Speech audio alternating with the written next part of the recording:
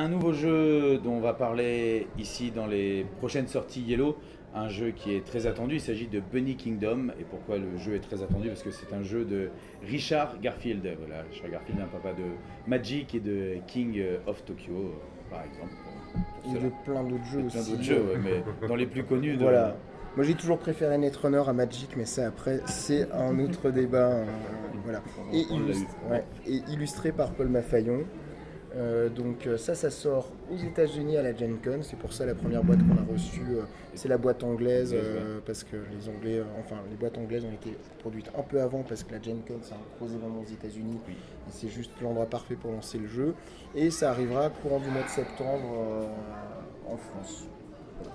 Ok, c'est un jeu pour 2 à 4 joueurs, C'est ça. à partir de 14 ans, Ouais, pour alors des parties de 3/4 d'heure. c'est ça. C'est ce qui est indiqué sur la boîte. Voilà.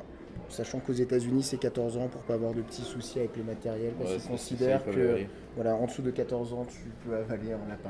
Ouais. Mais vous allez voir que la mécanique de jeu est quand même beaucoup plus simple et accessible. Donc Bunny Kingdom, c'est un jeu de draft qui va se dérouler en 4 manches. À la fin de chaque manche, on va faire une phase de scoring, et à la fin de la partie, c'est celui qui aura accumulé le plus de points qui gagnera. Comment ça va fonctionner? À chaque manche, on va distribuer 10 cartes à chacun des joueurs. Pourquoi 10 cartes? Parce qu'on est 4. Si on avait été 3, on en aurait donné 12. Si on est 2, on donne 10 cartes à chacun des joueurs.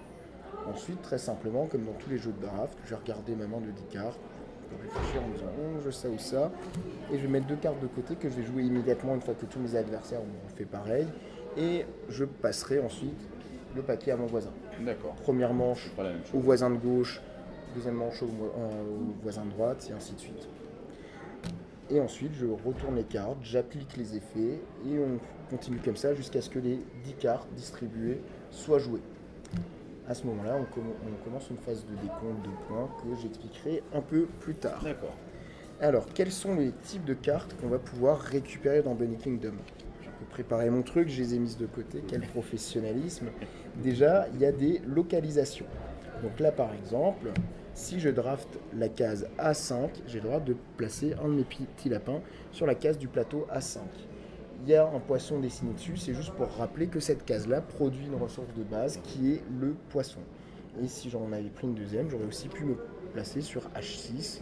Et là, il n'y a rien parce que cette case-là ne produit rien. C'est pas un jeu de baston. Donc une carte H6, il n'y en a qu'une seule dans le paquet. Une fois que je suis placé ici, plus personne pourra me Il n'y aura déloger. pas de voler la place. Ensuite, les autres types de cartes qu'on va pouvoir drafter, c'est des villes et des ressources supplémentaires. Comment ça va se passer? On va tout simplement récupérer le petit jeton ou la petite figurine qui est associée et on va le placer sur notre carte et on ne va pas les jouer immédiatement. On va les jouer à n'importe quelle phase de décompte. Pourquoi? Parce qu'on n'a pas intérêt à le jouer tout de suite, parce qu'on ne sait pas forcément quel sera l'endroit qui nous rapportera le plus de points en les plaçant. Règle de pause, on ne peut que poser les éléments pendant une phase de décompte et sur un territoire qui nous appartient déjà. Autre règle de pause, on ne peut rajouter qu'un seul élément supplémentaire en plus du lapin. Donc si là j'ai déjà ajouté une ville, je ne pourrais pas ajouter en plus une ressource bois. Ensuite, les autres types de cartes qu'on va pouvoir drafter. Juste dernière petite chose, il y a certaines ressources qui ont des contraintes de pose qui sont indiquées ici. Donc là par exemple, la pierre, on ne pourrait la poser que sur une zone de montagne. Ensuite, il y a d'autres types de cartes qui sont les parchemins. Forcément, j'ai pas pris celle qui était la plus explicite et la plus parlante, j'ai pas fait attention, je vais essayer d'en prendre une autre. Les parchemins, c'est tout simplement des objectifs qu'on a à réaliser pendant la partie. Donc là par exemple, on a une carte qui nous dit on va gagner 3 points pour chaque campement qu'on a en notre possession. Je n'ai pas encore expliqué ce que sont les campements, mais ça fait partie des cartes que je vous expliquerai juste après. Ces cartes-là, quand on les joue, on les garde face cachée devant soi et on ne les révélera qu'à la fin de la partie, au moment du décompte final. Donc on les scorera qu'une seule fois. Et dans les parchemins, il y a des cartes un peu particulières qui sont les trésors. Les trésors, c'est juste des points de victoire directement à la fin de la partie. Et c'est indiqué par ce petit écusson-là qu'on voit en haut. Et pareil, ça, on les garde face cachée et on les révélera à la fin. Pourquoi je précise que c'est des trésors? Parce que là, exemple, on a le parchemin qui nous dit on va doubler la valeur de tous nos trésors. Donc, vu que c'est un type de carte un peu particulier, c'est toujours important de le préciser. Et ensuite, il y a 3 cartes spéciales dans le jeu qui sont déjà les camps, les campements. Ça fonctionne comme une ressource supplémentaire. Quand on joue la carte, on pose tout simplement le jeton sur la carte et on pourra placer ce jeton-là au moment d'une phase de décompte. Par contre, la particularité, ça va nous permettre de prendre des emplacements qui sont inoccupés. Donc quand je place cet élément-là sur le plateau, en plus, je vais ajouter mon lapin dessus.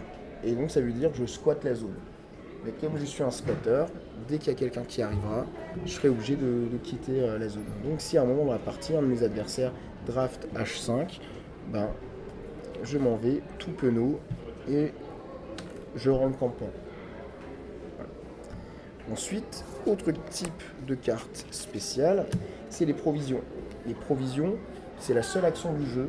Quand on la joue, on tire immédiatement les 2 premières cartes de la pioche et on les joue tout de suite. D'accord. Voilà. Petit côté prise de risque, est-ce que je tente ou pas, enfin voilà. Et le dernier type de carte, c'est le pont aérien. Le pont aérien, Sky Tower en anglais, c'est pas un jeton, mais c'est une paire de jetons qu'on va récupérer. Comme tous les jetons qu'on rajoute, c'est toujours à une phase de décompte. Et qu'est-ce que ça va faire? Ben, en fait, ça va relier certains de mes lapins. Donc là, les 2 lapins du pont aérien, ils sont considérés comme adjacents, ce qui est super pratique. Alors pourquoi, vous allez me dire, ouais, on a intérêt à ce que les lapins soient adjacents. C'est là où je vais vous expliquer la phase de récolte, qui est la phase de scoring. On va marquer pour chacun de ces fiefs un nombre de points de victoire qui est égal à sa force, donc le nombre de tours des villes présentes dans le fief, et sa prospérité, qui est le nombre de ressources différentes qu'on contrôle au sein d'un fief. Un fief de lapin, c'est plusieurs lapins qui sont connectés, qui sont adjacents de manière orthogonale. Là, je vais juste faire un petit exemple. Hop. Je vais faire ça. Donc on est d'accord, ces 5 lapins sont adjacents parce qu'ils sont reliés orthogonalement, donc ça forme un fief. Pour savoir comment je vais marquer, ben, je vais compter le nombre de tours, j'en ai 1, 2, 3, et j'ai 2 ressources différentes, j'ai de la carotte et du poisson, ça va me faire 3 x 2, 6 points. Donc là je marquerai immédiatement 6 points.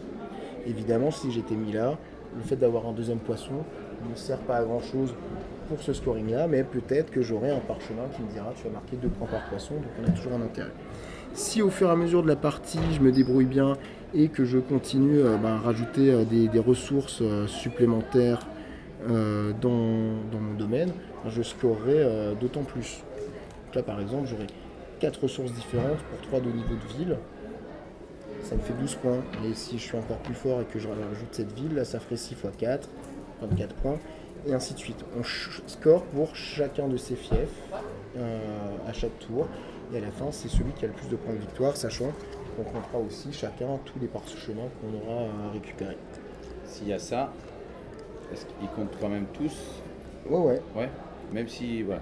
Il faut juste qu'ils soient, qui se touchent, qu'ils soient en diagonale. Qu'ils soient adjacents de manière orthogonale. Dernier petit détail sur le plateau, il y a des coulées de lave dans les montagnes. Est-ce que les lapins aiment la lave? Pour sûr que non. Donc ça veut dire que par exemple ces 2 lapins-là, ils ne sont pas adjacents. Par contre, si on est un peu malin et qu'on arrive à contourner, ben là ils redeviennent, ils se retrouvent. Là ça refait bien 5 quand même. C'est ça. Mais ce truc-là, on ne peut pas les relier que par cet emplacement. Donc voilà. Si on enlève celui-là, pouf, on n'a plus que 2 là. C'est ça. Et donc voilà, c'est le principe de Bunny Kingdom. C'est un jeu de draft qui est très classique dans sa facture. Finalement, on joue 2 cartes à chaque tour, on passe son paquet. Mais là où va se jouer l'intérêt stratégique du jeu, c'est quels sont les choix que je vais faire. Est-ce que je vais prendre très rapidement des parchemins pour derrière aiguiller tout le reste de ma partie? Est-ce que je vais d'abord commencer à développer mes fiefs pour derrière marquer pas mal de points à travers ça et finalement en cours de partie me dire ah ben tiens, ce parchemin il correspond pas trop mal à ceux que j'ai, donc je le laisse de côté. Donc voilà. Sachant, je disais, c'est pas un jeu d'affrontement parce qu'on va pas piquer les territoires des autres, mais ça peut être un jeu de blocage. Par exemple là, si vous commencez à dire ah Kevin il commence à s'enflammer avec ce fief là, ben, rien ne vous empêche quand vous voyez la carte arriver de vous poser ici, même si ça ne vous rapporte pas de points, pour éviter que je continue à agrandir mon fief. Voilà, c'est tout pour Bunny Kingdom. 45 minutes la partie, alors on est plus sur 1 heure sur la première parce que forcément on ne connaît pas les cartes, alors on passe un peu de temps à les lire. Aussi d'un point de vue stratégique, on ne sait pas forcément où aller sur la première, mais dès la deuxième partie, 45 minutes, on les tient sans aucun problème. Très bien, donc on rappelle Bunny Kingdom, donc le prochain jeu de Richard Garfield, Illustré par Paul Maffaillon. illustré par Paul Maffaillon, à sortir chez Yellow, d'abord à la Gen Con aux États-Unis. En version anglaise en version française au courant du mois de septembre dans toutes les bonnes boutiques. Et vu que c'est un jeu qui a pris beaucoup de retard, qu'on pensait déjà sortir à SN l'an dernier et tout ça, on est enfin content que ça arrive. Mécaniquement, le jeu n'avait pas bougé, mais c'est vrai qu'on nous avait fait pas mal de retours en termes d'ergonomie, sur la lisibilité du plateau et tout ça.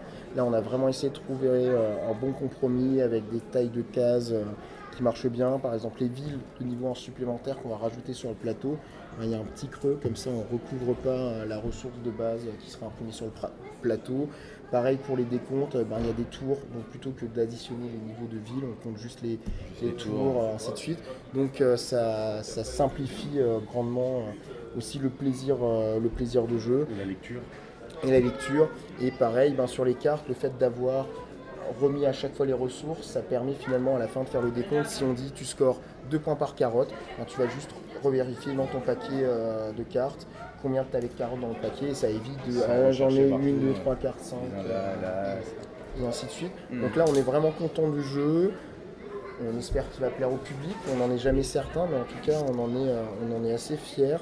Et on est content parce que les gens vont peut-être arrêter de nous charrier un peu parce que c'est le produit qui a pris pas mal de retard. Donc là, il arrive vraiment pour du vrai. Alors j'espère qu'entre-temps, le bateau va pas couler. Ouais, que le bateau va pas couler. Parce que là, je risque de passer pour un idiot sur la vidéo. Mais au pire, on la mettra pas en ligne si le bateau coule. Voilà, c'est ça. Ou on mettra des bips et on mettra. Oui, le jeu arrivera. Puis on changera. En juin 2019, voilà, c'est ça. C'est comme sur les trucs de concert. C'est ça, donc voilà, c'est le principe de Bunny Kingdom. Merci beaucoup. Il n'y a pas de souci, avec plaisir.